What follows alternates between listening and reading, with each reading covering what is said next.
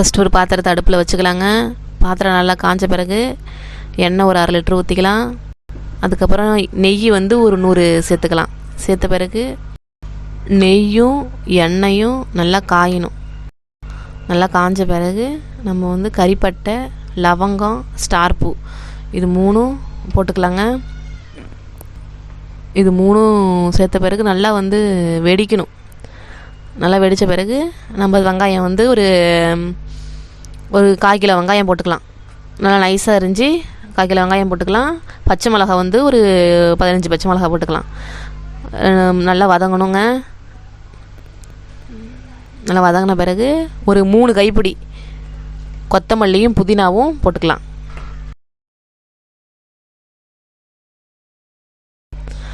அதுக்கப்புறம் இஞ்சி பூண்டு விழுது சேர்த்துக்கலாங்க.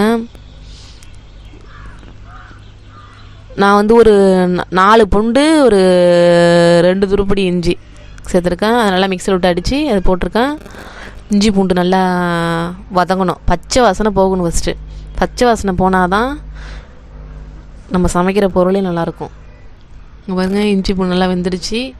அப்புறம் என்ன பண்ணிக்கலாம், 2 விசில் விட்டு கறி வேக வச்சுருக்கேன். மாட்டுக்கறி அதை எடுத்து தண்ணியை வடிகட்டிட்டு இந்த கறியை மட்டும் நம்ம அதில் சேர்த்துக்கலாங்க. நல்லா கிளறி விடணும்.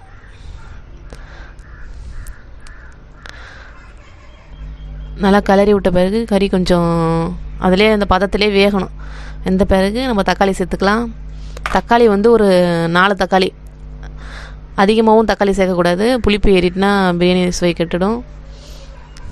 தக்காளி நல்லா மசிஞ்சிடுச்சு. அப்புறம் நம்ம வந்து ஒரு மூடி போட்டு சத்த நேரம் வச்சுக்கலாங்க. திரும்பி மூடி திறந்த பிறகு கொஞ்சம் நல்லா எல்லாமே வெந்துருச்சு. இந்த டைமில் நம்ம வந்து தயிர் சேர்த்துக்கலாம். தயிர் வந்து ஒரு 1 கப்பு தயிர் ஊற்றிக்கலாம். தயிர் நல்லா அந்த கறியோடு நல்லா வேகணும். வெந்த பிறகு நம்ம வந்து மசாலா சேர்த்துக்கலாம்.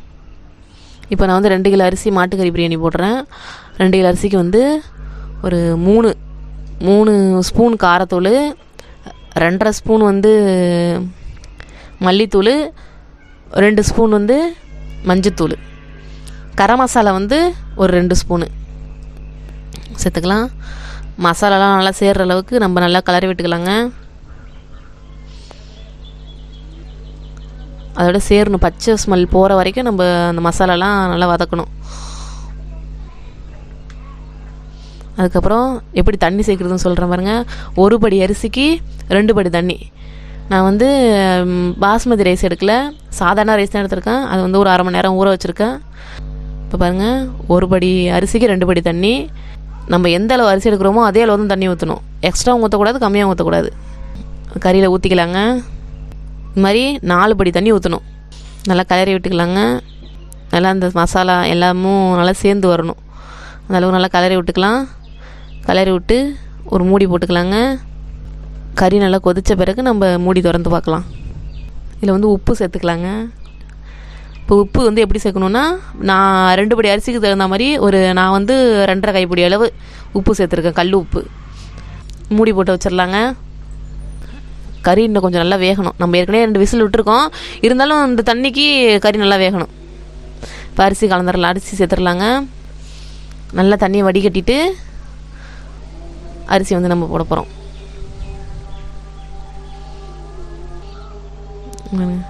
அரிசி போட்ட பிறகு நல்லா கிளறி விட்டுக்கலாங்க. இது நார்மல் அரிசி தான், ஆனால் இருந்தாலும் இதுவும் நல்லா பிரியாணிக்கு நல்லா சுவையாக இருக்கும். மூடி போட்டுடலாம். மூடி திறந்து பார்க்கலாங்க.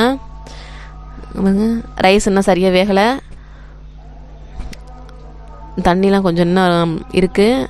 இன்னும் கொஞ்சம் வேகணும் ரைஸு. அதனால் நம்ம அப்பப்போ கிளறி விடணுங்க. கிளறி விட்டால் தான் அரிசி அடி பிடிக்காமல் இருக்கும். மசாலாவும் ஒரு சைடில் போய் ஒதுங்காமல் இருக்கும். இப்போ மூடி போட்டுடலாங்க. பாருங்கள், மூடி திறந்தாச்சு. தண்ணி எல்லாம் வத்திடுச்சு பாருங்கள் ரைஸோட. வற்றின பிறகு ஒரு லெமனு புழிஞ்சு ஊற்றிக்கலாம். லெமன் நல்லா புழிஞ்சு ஊற்றிட்டு நம்ம வந்து மூடி போட்டு மூடிடலாம். தம்மு கட்ட போகிறோம்.